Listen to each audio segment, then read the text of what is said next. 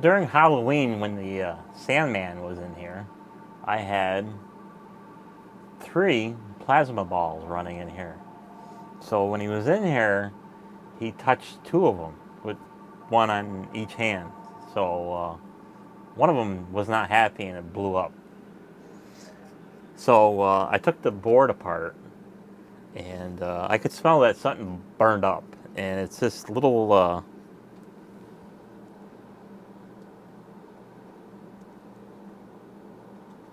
that little chip. See the hole in it? So unfortunately, I couldn't read the number on it, and it's just one of them weird things where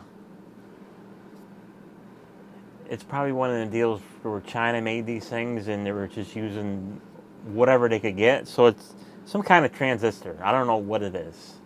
So couldn't find nothing online. I tried to get a partial number, and it was an epic failure trying to get a new chip or a new transistor. So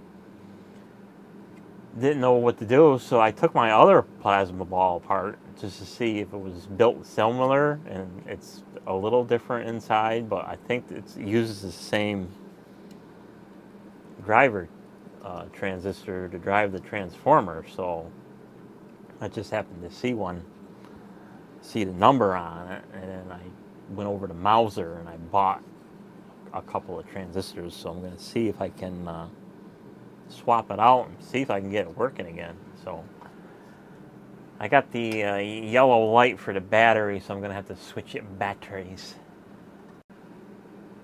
Camera decided not to record. Project's all done.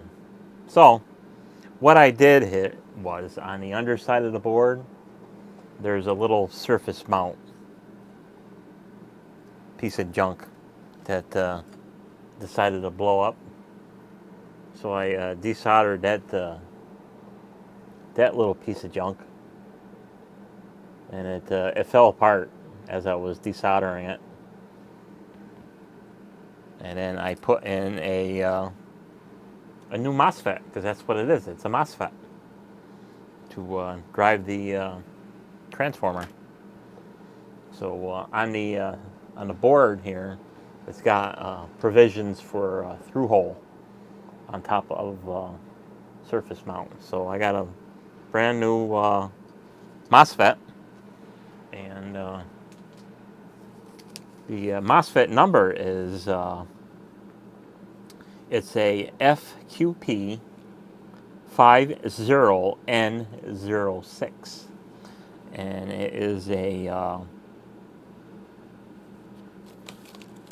50 volt.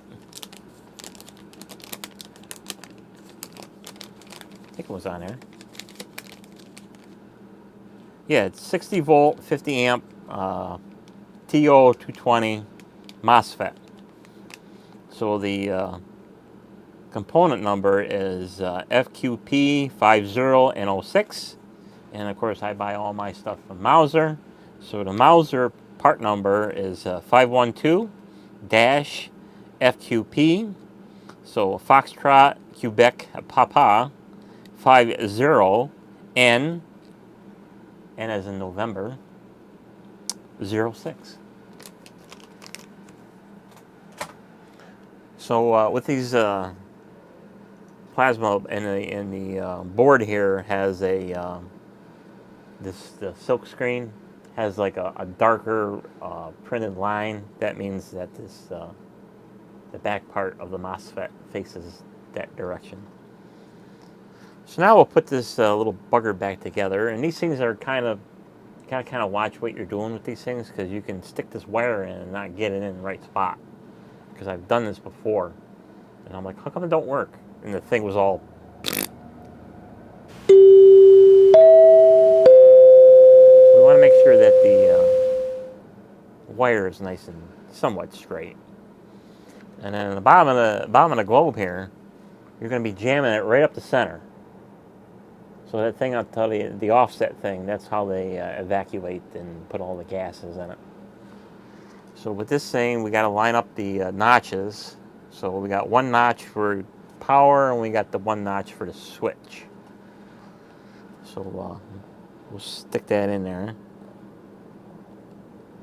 And it's gonna bottom out in the top, in that little, that part right there. And then the rest of the wire is just gonna kind of like snake its way back in there.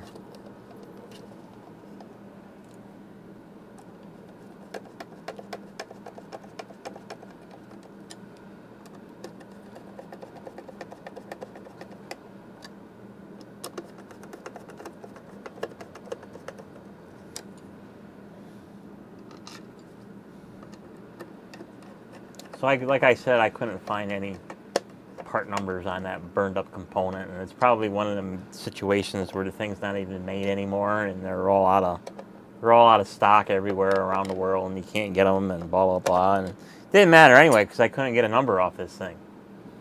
I couldn't even get a partial number off this burnt chip, so nothing I could do other than just hope that the other globe that I got, I had the same similar circuitry to run the transformer, and I just gambled hoping that it works. So we're going to plug this in.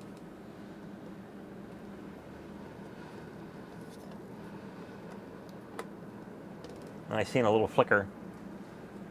So it looks like it's working. We'll turn her on. Nice. And it looks so much better on camera than it does in person.